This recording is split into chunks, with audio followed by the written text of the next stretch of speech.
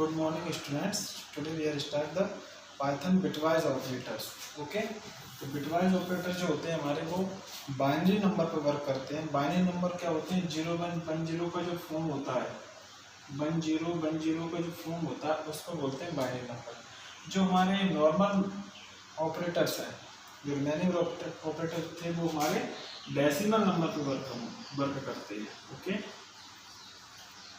और केवल जो बिटवाइज ऑपरेटर है, बिटवाइज ऑपरेटर हमारा वर्क करता है बाइनरी नंबर पर. Bitwise operator works only binary numbers. Binary numbers क्या होते हैं? 100 का जो फॉर्म होता है उसको हम बाइनरी नंबर बोलते हैं. जैसे इसमें एंड है, और है, नॉट है, ठीक है ना, लेफ्ट शिफ्ट है, राइट शिफ्ट है. तो ये जो ऑपरेटर्स हैं ये सारे किस पे वर्क करते हैं? ओनली बाइनरी नंबर पे वर्क करते हैं. ये हमारे डेसिमल नंबर पे वर्क नहीं करते हैं. ओके? तो मैं अगर इसमें बताऊं आपको, अगर मैं लेफ्ट शिफ्ट की बात करूं, जैसे एग्जांपल में एक एग्जांपल के थ्रू बताऊं. जैसे कोई मैंने नंबर लिया, बाइनरी नंबर लिया ये, और मैंने एग्जांपल दिया c = 2.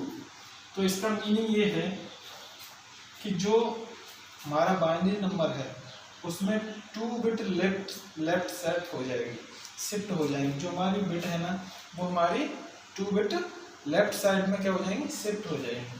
जैसे ये वाला है, ये एग्जांपल में दूंगा 0 0 1 1 1 1 0 0. तो 2 बिट जब 2 बिट शिफ्ट होंगी लेफ्ट साइड में, तो ये बिट कहाँ जाएगी? इस पोजीशन पे, ये वाली इस पोजीशन पे.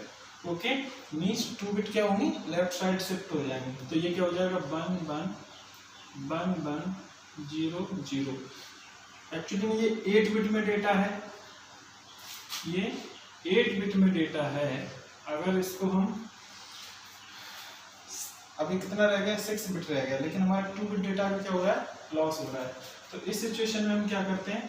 इस सिचुएशन में हमारा 2 0 इसमें ऐड हम कर देते हैं. राइट साइड में हम क्या कर देते हैं?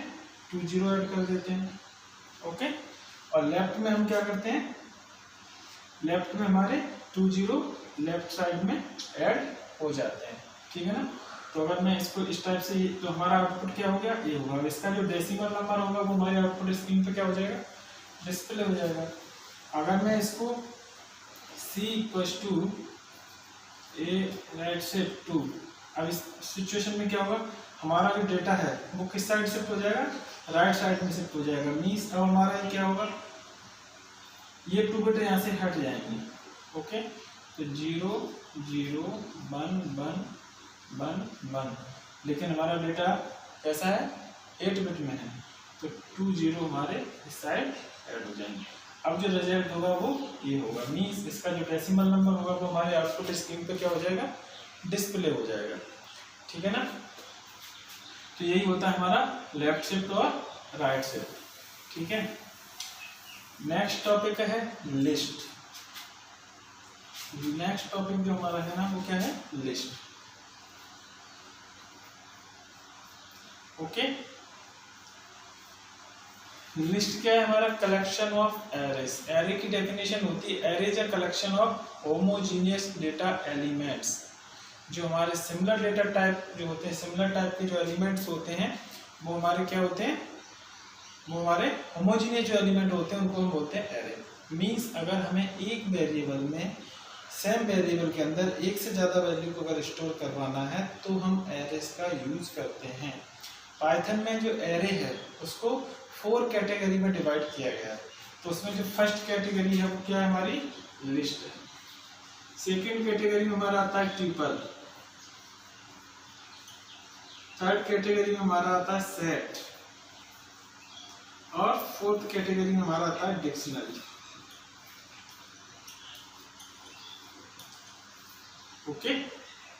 तो जो एरे हमारा है ना वो एरे हमारा 4 कैटेगरी में डिवाइड किया गया है. तो इसमें से हम पहले फर्स्ट वाला देखते हैं, लिस्ट. लिस्ट की डेफिनेशन ये होती है कि जो लिस्ट में डेटा एलिमेंट होते हैं, लिस्ट हमारा क्या होती है? एक तो ऑर्डर्ड होती है, और जो लिस्ट आपने क्रिएट की है उसके एलिमेंट को आप चेंज कर सकते हो, और इसमें डुप्लीकेट वैल्यू को ये अलाउ करता है। मीन्स अगर आपने कोई लिस्ट क्रिएट की है और उसमें एक से ज़्यादा अगर डुप्लीकेट एलिमेंट आ रहे हैं तो इसमें हम डुप्लीकेट एलिमेंट को रख सकते हैं। सिंपल होता है क्रिएशन, इसमें लिस्ट लिखने की जरूरत नहीं होती। जब हम वेरिएबल क्रिएट करते हैं, सपोज दैट मैंने वेरिएबल बनाया ए और मैंने स्क्वायर ब्रैकेट, लिस्ट में एक्चुअली में स्क्वायर ब्रैकेट का यूज़ करते हैं। अगर आपने स्क्वायर ब्रैकेट के थ्रू क्रिएट किया है तो ये बाय डिफॉल्ट अपने आप समझ जाता है, इसका जो एडिटर है और इंटरप्रेटर है, कि ये हमारा लिस्ट टाइप का डेटा है। इसमें आप कुछ भी जो भी एलिमेंट लिखना चाहते हो, मैंने लिख दिया राम श्याम, जो भी आप एलिमेंट रखना चाहते हो, कॉमा थर्ड और स्क्वायर ब्रैकेट क्लोज। तो जो अब हमारा ए है वो किस टाइप का वेरिएबल हो गया, लिस्ट टाइप का वेरिएबल हो गया। और इसमें जो भी एलिमेंट हमने यहाँ पे स्ट्रिंग एलिमेंट रखे हैं, हम इसमें न्यूमेरिक भी रख सकते हैं। मैंने कहा 10, 20, 30, 40, 50, हम ये एलिमेंट भी इसमें रख सकते हैं। ओके, तो ये इस टाइप से तो हम लिस्ट का क्रिएशन होता है, लिस्ट क्रिएशन। अब नेक्स्ट फर्स्ट पॉइंट इसमें होता है एक्सेस आइटम। हम इसमें आइटम को किस टाइप से एक्सेस कर सकते हैं, एक्सेस आइटम। ओके, कि हमें कोई एलिमेंट अगर प्रिंट करवाना है, एक्सेस करवाना है, तो हम कैसे करवाएं। एक्चुअली में क्या होता है कि जब लिस्ट क्रिएट होती है तो लिस्ट क्रिएट के साथ क्या होता है कि उसका ऑटोमेटिकली इंडेक्स क्रिएट होता है। इंडेक्स मीन्स उसकी एक की वैल्यू, जैसे कि किसी क्लास में स्टूडेंट का एक रोल नंबर होता है, उसकी वो की वैल्यू होती है, यूनिक वैल्यू होती है। ऐसे ही लिस्ट में जो की वैल्यू क्रिएट होती है उसका जो इंडेक्स होता है वो इंडेक्स कभी डुप्लीकेट नहीं होगा। इंडेक्स हमेशा कैसा होता है, यूनिक होता है। इंडेक्स हमेशा स्टार्ट जो होता है वो 0 से होता है, 0, 1, 2, 3, 4। अगर इसमें और एलिमेंट होते तो वो और बाय डिफॉल्ट इंडेक्स क्रिएट हो जाता है। इंडेक्स हमें क्रिएट करने की जरूरत नहीं है, ठीक है। तो जब हम आइटम को एक्सेस करते हैं तो हमारा जो आइटम एक्सेस होता है वो किससे होता है, इसके इंडेक्स से हम आइटम को एक्सेस कर सकते हैं। जैसे मुझे कोई एलिमेंट प्रिंट करवाना है, सपोज दैट मुझे ये प्रिंट करवाना है, ठीक है। तो मैं लिखूंगा प्रिंट स्क्वायर ब्रैकेट के स्क्वायर A2। जिस एलिमेंट का इंडेक्स 2 होगा वो एलिमेंट हमारा क्या हो जाएगा, डिस्प्ले हो जाएगा हमारी आउटपुट स्क्रीन पे। तो हम इस टाइप से एलिमेंट को यहाँ पे अगर आप 5 दे दोगे मीन्स 5, अब 5 नंबर के कोई इंडेक्स इसमें है नहीं, इसमें इंडेक्स कितना है, 4 टाइप का है। तो इसमें एक एरर मैसेज प्रिंट होगा आउट ऑफ इंडेक्स, एक एरर मैसेज आ जाएगा आउट ऑफ इंडेक्स, ठीक है ना। अगर इसमें 5 नंबर का इंडेक्स होता तो उसकी वैल्यू प्रिंट हो जाती, लेकिन आपने इंडेक्स से जो उसमें इंडेक्स क्रिएट हुए हैं, जो वैल्यू आपने दी उसके अकॉर्डिंग जो इंडेक्स क्रिएट हुए हैं, उस इंडेक्स में वो इंडेक्स है ही नहीं, तो एक एरर मैसेज आएगा out of index, error message आएगा वो, ठीक है। तो इस टाइप से हम अपने लिस्ट के एलिमेंट को क्या कर सकते हैं, एक्सेस कर सकते हैं। नेक्स्ट पॉइंट है इंडेक्सिंग,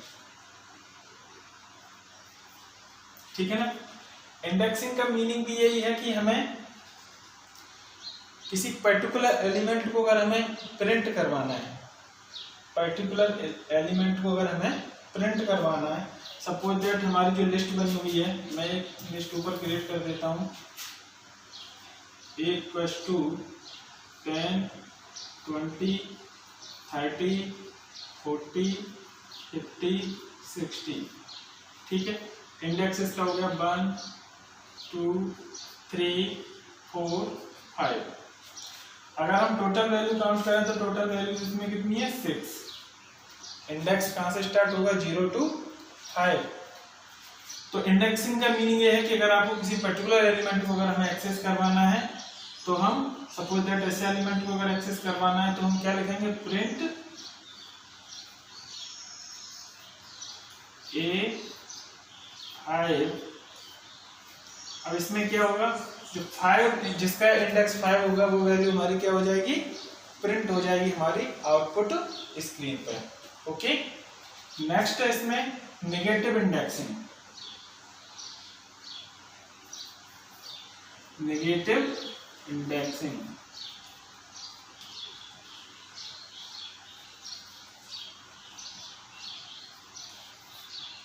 नेगेटिव इंडेक्सिंग क्या होती है?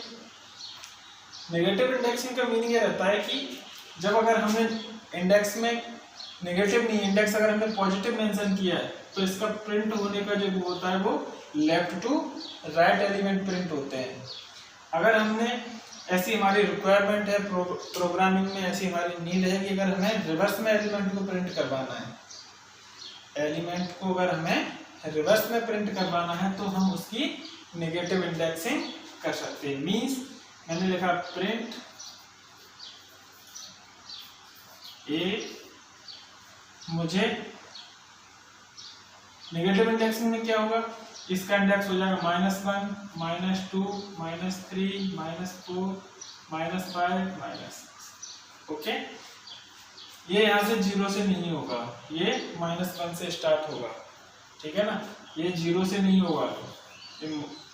इस बात को आप नोट कर लीजिए कि ये नेगेटिव इंडेक्सिंग में 0 से स्टार्ट नहीं होगा, क्योंकि 0 न तो नेगेटिव है ना पॉजिटिव है।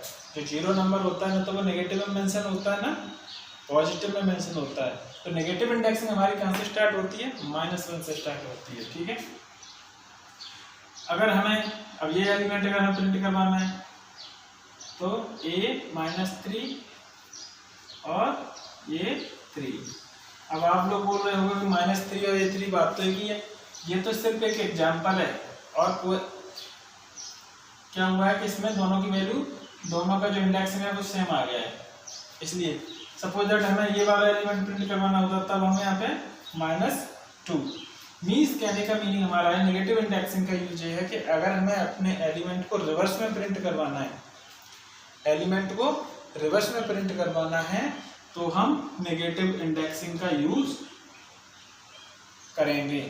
Okay, clear. नेक्स्ट है इसमें, ये इसके की पॉइंट्स हैं, लिस्ट के मेथड्स हैं, की पॉइंट्स हैं, ठीक है। तो इसमें नेक्स्ट है range of index, range of index या indexing, range of indexing. Range of indexing का मीनिंग ये है, सपोज दैट जो हमारी लिस्ट है, हमारी जो लिस्ट है और उसमें 100 एलिमेंट हैं या 200 एलिमेंट हैं या 1000 एलिमेंट है, कितने भी एलिमेंट हो सकते हैं, ये कोई फिक्स नहीं है।